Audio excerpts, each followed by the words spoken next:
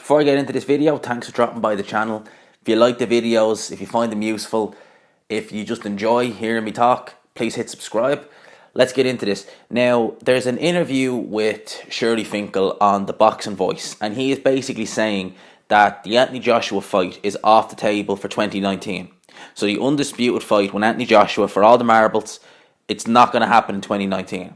He's saying that we'll revisit the fight in 2020 when we have a full plate. Now, he's also stated that the opponents he wants Deontay Wilder to fight after his rematch, after his mandatory defence against Dominic Breazeale. And the two names he's mentioned are, providing Deontay Wilder wins, of course, are Luis Ortiz rematch and Adam Kalnacki. Two Al Heyman fighters. So I think they're still going along this line of trying to keep everything in-house with Al Heyman. And those two fighters that they've mentioned, as I say, if it was Luis Ortiz, they'd probably try and put that on pay-per-view. Kalnacki, is he a big enough name to do pay-per-view? Probably not. Is even Deontay Wilder a big enough name to do pay-per-view? I'm sure they definitely try and swing a Luis Ortiz pay-per-view. Now, I'm not a bit surprised by this, because I think that Shelly Finkel and Al Heyman, for whatever reason, they just do not appear to want to work with Eddie Hearn in the zone, and they don't want to appear to make this fight happen. That's just from what I gather. Originally, when this fight was kind of getting negotiated last year for September, obviously it broke down.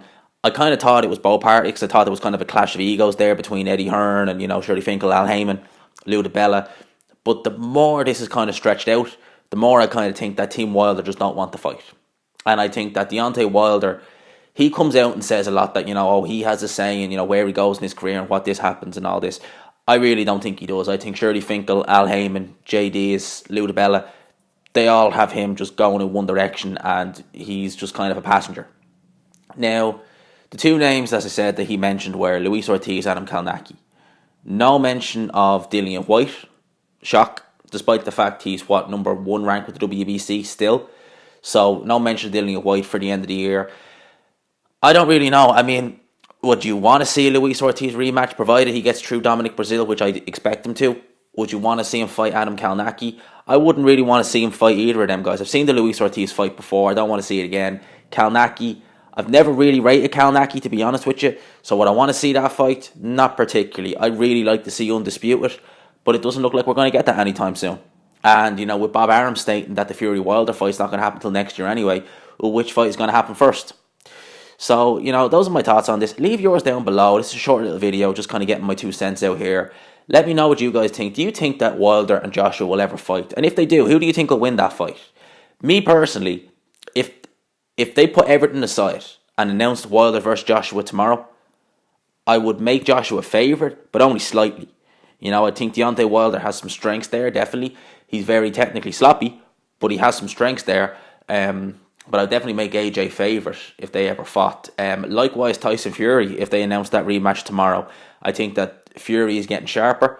And originally, if you weren't subscribed to me when the Fury-Wilder fight was happening, I was picking Deontay Wilder from the outset to be Fury.